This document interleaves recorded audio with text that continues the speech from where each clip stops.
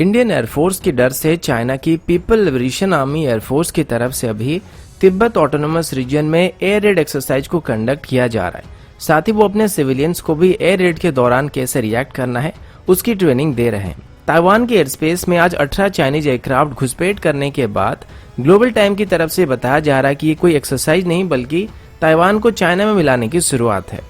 लद्दाख में अभी Indian army की तरफ से 2 हम वाले ऊंटों का इस्तेमाल करने का फैसला किया गया है। INS विराट को अभी स्क्रैप करने का फैसला किया गया, लेकिन क्या यह फैसला सही है?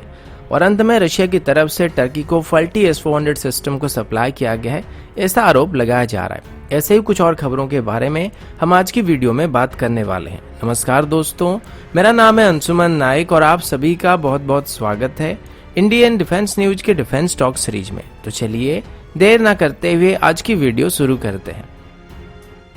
आज की पहली अपडेट चाइनीज एयरफोर्स की तरफ से है। लाइन ऑफ एक्चुअल कंट्रोल में चल रही फेसअप के दौरान ही चाइना की तरफ से अभी तिब्बत ऑटोनोमस रीजन में एक एयर रेड एक्सरसाइज को कंडक्ट किया गया है। सितंबर से ही चाइना की तरफ से अपनी अलग अलग सिटीज में एरियल एक्सरसाइज को कंडक्ट किया जा रहा है और अभी चाइना की तरफ से अपनी लासा सिटी में इंडियन एयरफोर्स की फाइटर जेट की तरफ से किए गए किसी भी एयर रेड मिशन को काउंटर करने के लिए एक एरियल एक्सरसाइज को कंडक्ट किया गया था, जिसमें पीपल लिबरेशन आर्मी एयरफोर्स की तरफ से इंडियन एयरफोर्स की Su-30 MKI, मिराज 2000 और जगुआर और रफेल को काउंटर करने की प्रैक्टिस की जा रही थी। और साथ ही चाइनीज गवर्नमेंट की तरफ से दिए गए स्टेटमेंट के मुताबिक इस एक्सरसाइज को 3 फेज में डिवाइड किया गया था और इसमें हर एक फेज को 3 मिनट तक कंडक्ट किया जा रहा था। इसी दौरान 12 बजे से 12:15 के बीच 3 बार इमरजेंसी सायरन बजाए गए थे। इनमें से पहले सायरन को 36 सेकंड तक चलाया गया था, दूसरे को 6 सेकंड तक और अंत में 12:12 से 12:15 के बीच इसको लगातार बजाया जा रहा था। इनमें से सबसे पहला सायरन प्री रेड सायरन था, जिसका मतलब ये था कि चाइना के जो लोग हैं उनको अपने घरों के सभी लाइट्स को बंद कर देना चाहिए। दूसरे सायरन का मतलब ये था कि अभी एयर रेड हो रहा है और आप सभी को सुरक्षित एरिया में चला जाना चाहिए। और अंत में जो सायरन बजाया गया था उसका मतलब ये था कि खतरा टल चुका है और सब लोग अपने अपने घरों में या फिर काम में वापस जा सकते हैं। तो यहाँ पर चाइना अपनी एयरफोर्स के साथ साथ अपने लोगों को भी यहाँ पर एयर रेड से बचने की ट्रेनिंग दे रहा है, जिससे साफ होता है कि चाइना अभी पूरे दम पर किसी जंग की तैयारी करने में लगा हुआ है। और चाइना अभी सिर्फ भारत के साथ नहीं बल्कि ताइवान के साथ भी जंग छेड़ने की तैयारी कर रहा है और उसके बारे में हम डिटेल में अगले अपडेट में बात करने वाले हैं। अब आगे बढ़ने से पहले वीडियो को लाइक कर दीजिएगा। साथ ही जो लोग पहली बार हमारे चैनल को देख रहे हैं या फिर अभी तक हमारे चैनल को सब्सक्राइब नहीं किए हैं, चैनल को सब्सक्राइब करना मत भूलिएगा। अगला अपडेट ताइवान की तरफ से है। ताइवान की डिफेंस मिनिस्ट्री की तरफ से किए गए रिसेंट ट्वीट के मुताबिक आज पीपल लिबरेशन आर्मी एयरफोर्स की तरफ से करीब 18 एयरक्राफ्ट ताइवान की एयर स्पेस में घुस गए थे और इस फॉर्मेशन में चाइना के 2 H-6 बॉम्बर थे, 4 J-10 एयरक्राफ्ट थे और साथ ही 4 J-11 फाइटर जेट भी मौजूद थे। ये सभी फाइटर जेट की फॉर्मेशन ताइवान स्ट्रेट को पार करके ताइवान की साउथ वेस्ट पार्ट में घुस गया था, जिसकी वजह से ताइवान की तरफ से भी अपने फाइटर जेट को तुरंत ही स्क्रैम्बल किया गया था, क्योंकि मेनली एक फ्लाई पास एक्सरसाइज था जिसको आमतौर पर US एयरफोर्स की तरफ से भी रेगुलर बेसिस पर किया जाता है। लेकिन इसके बाद ग्लोबल टाइम की तरफ से एक ट्वीट किया गया था जिसमें ये बताया गया था कि ये कोई एरियल एक्सरसाइज नहीं बल्कि ये ताइवान को सीधी तौर पर धमकी दी गई है और चाइना अभी ताइवान पर जल्द ही कब्जा करने वाला है। और अभी जो एक्सरसाइज किया गया था इसमें ताइवान को चाइनीज मेनलैंड के साथ मिलाने के लिए मॉक ड्रिल को कंडक्ट किया गया था। वहीं पर एक और स्टेटमेंट भी चाइना की तरफ से इशू किया गया था जिसके मुताबिक यूनाइटेड स्टेट के ऑफिशियल जितनी बार अभी ताइवान के विजिट पर जाएंगे, चाइना ताइवान के उतने ही करीब आता रहेगा। और ग्लोबल टाइम ने तो ये तक भी कह दिया कि चाइना ताइवान के ऊपर मिसाइल को भी फायर कर सकता है और यहाँ तक कि ताइवान की प्रेसिडेंशियल बिल्डिंग के ऊपर भी वो मिसाइल फायर कर सकते हैं। और ये रिपोर्ट अभी ग्लोबल टाइम के एडिटोरियल पेज में पब्लिश किया गया है। इसको किसने लिखा ये बताने की जरूरत नहीं है, क्योंकि आज मेरे पास फेंकने के लिए कोई बर्तन नहीं है। अगला अपडेट इंडियन नेवी की P-8I एयरक्राफ्ट को लेके है। आप सब ये बात जानते होंगे कि इंडियन नेवी अपनी एंटी सबमरीन वॉरफेयर के लिए हमारे P-8I एयरक्राफ्ट के ऊपर काफी ज्यादा डिपेंडेंट है और इंडियन ओशन रीजन में किसी भी मैरीटाइम एक्टिविटी को ट्रैक करने के लिए ये इंडियन नेवी को काफी मदद करते हैं। अभी आई कुछ रिपोर्ट के मुताबिक इंडियन नेवी को अभी P-8I एयरक्राफ्ट की दूसरी बैच अक्टूबर तक डिलीवर किया जाएगा। अभी इंडियन नेवी की तरफ से लगभग 8 P-8I एयरक्राफ्ट को ऑपरेट किया जाता है और इनको अभी इंडियन नेवी की INS रजाली बेस में डिप्लॉय किया गया है। लेकिन दूसरी बैच में मिलने वाली P-8I एयरक्राफ्ट को यहाँ पर INS हंसा बेस में डिप्लॉय किया जाएगा। ये एयरक्राफ्ट हमें अक्टूबर की पहली वीक में डिलीवर किए जाएंगे और इनको अभी टेम्परेरी बेसिस पर बस कुछ ही दिनों के लिए INS रजाली बेस में शिफ्ट किया जाएगा, लेकिन इनका होम बेस यहाँ पे INS हंसा बेस होने वाली है, जो कि हमारी वेस्टर्न साइड की मेन नेवल बेस है। 2009 में सबसे पहले 8 पेटा एयरक्राफ्ट को खरीदने के लिए एक ऑर्डर को प्लेस किया गया था और उसके बाद 2016 में एडिशनल 4 एयरक्राफ्ट के लिए ऑर्डर दिए गए थे और अभी जो एयरक्राफ्ट हमको मिलने वाली है वो इसी डील की पहली एयरक्राफ्ट है और काफ़ी अरसे से इनको इस्तेमाल करने के बाद इंडियन नेवी की तरफ से इसके और भी फॉलो ऑन ऑर्डर को प्लेस करने का प्लान किया जा रहा है। ये एयरक्राफ्ट अभी किसी भी सबमरीन को ट्रैक करने के साथ साथ उनके ऊपर स्ट्राइक भी कर सकते हैं और ये अभी INS हंसा बेस से ऑपरेट किए जाने वाले IL-38 एयरक्राफ्ट के मुकाबले काफ़ी बेहतर है और पाकिस्तान की तरफ से ऑपरेट किए जा रहे P-3 एयरक्राफ्ट के मुकाबले भी ये एक जनरेशन आगे है। अभी तो इंडियन नेवी की पिएटा एयरक्राफ्ट को भी लद्दाख रीजन में डिप्लॉय किया जाता है, मतलब फिजिकली वहां पे डिप्लॉय नहीं किया जाता है। ये एक ही बार में INS रजाली बेस से टेक ऑफ करने के बाद लद्दाख के ऊपर चक्कर लगाकर वापस अपने होम बेस में आ जाते हैं और अभी जैसे चाइनीज नेवी की हरकत इंडियन ओशन रीजन में या अरबियन सी में या फिर गल्फ रीजन में बढ़ रही है, इसको काउंटर करने के लिए हमें ऐसे और भी एयरक्राफ्ट की जरूरत पड़ने वाली है। अगला अपडेट इंडियन आर्मी की तरफ से है।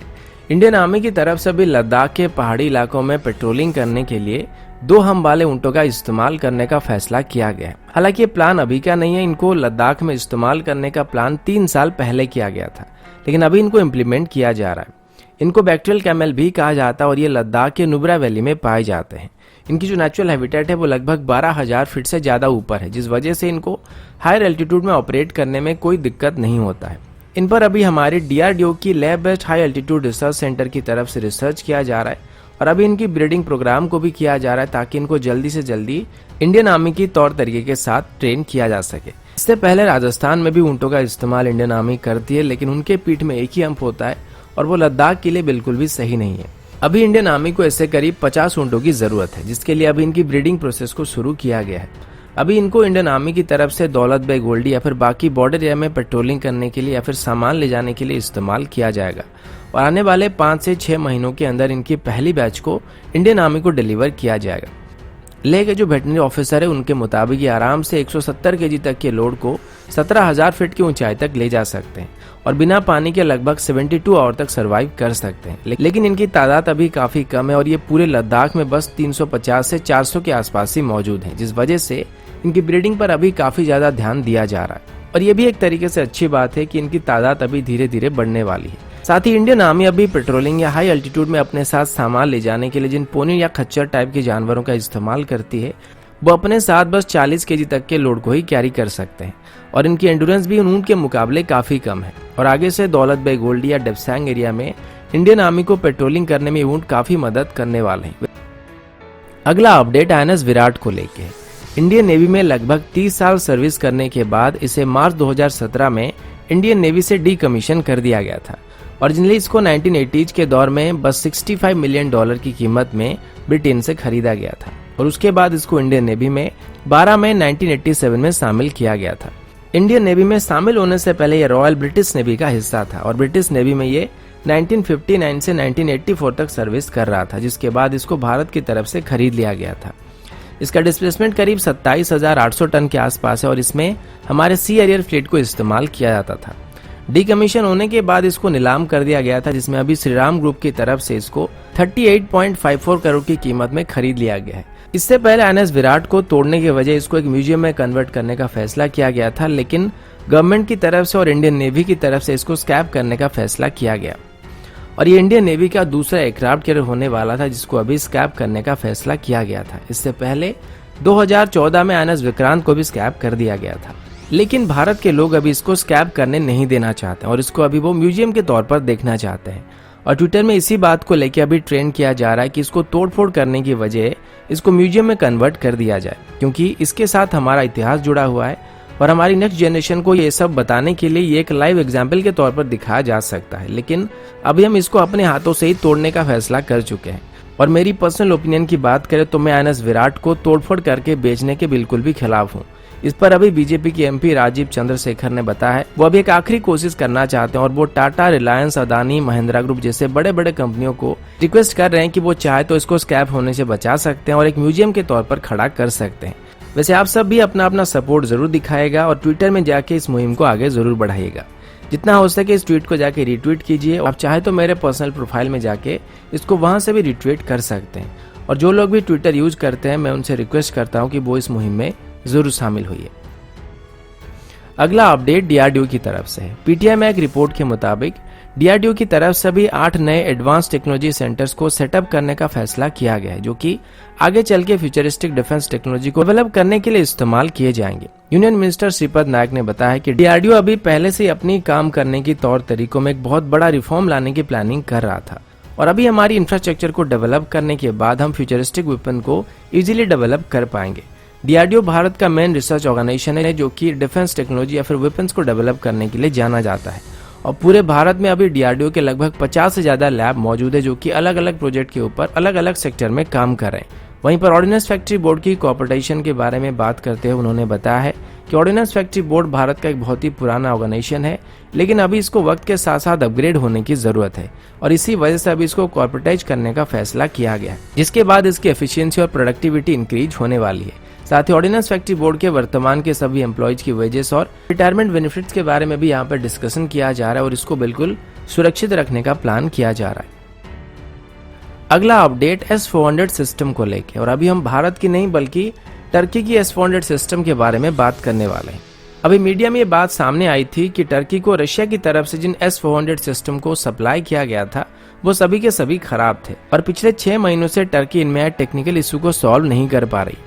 टर्की के डिफेंस मिनिस्टर के स्टेटमेंट के मुताबिक S-400 सिस्टम को अभी तक ऑपरेशन नहीं किया गया है और अभी ग्रीस और टर्की के बीच चल रही तनाव के बीच ग्रीस की तरफ से बताया गया है कि दरअसल S-400 सिस्टम में कोई खराबी नहीं है, लेकिन टर्की रशियन टेक्नीशियंस को अभी टर्की में आके उनकी S-400 सिस्टम को ऑपरेट करने के लिए अलाउ नहीं कर रही और इसी वजह से इनको ऑपरेशन नहीं किया जा रहा है। अगर आप सभी को नहीं पता होगा तो मैं आपको बता दूं कि S-400 सिस्टम को यूज करने के लिए सबसे पहले रशिया की तरफ से इनको ऑपरेट करने की ट्रेनिंग दी जाएगी और उसके बाद जहां पर भी इनको डिप्लॉय किया जाएगा वहां पर रशियन टीम मौजूद रहेगी और तब जाके इनको डिप्लॉय किया जा सकता है। और भारत भी आगे चल के यही सिस्टम फॉलो करने वाला है और लगभग 2 सालों तक भारत को रशिया की तरफ से इनको ऑपरेट करने की ट्रेनिंग दिया जाएगा। अब टर्की यहाँ पर डर रहा है कि अगर वो रशियन एक्सपर्ट्स को टर्की में आके S-400 सिस्टम के साथ रहने की इजाजत दे देते हैं तो हो सकता है वो इनके साथ कुछ छेड़छाड़ कर सकता है, जो कि उनकी अलाइड कंट्रीज के ऊपर प्रेशर डाल सकता है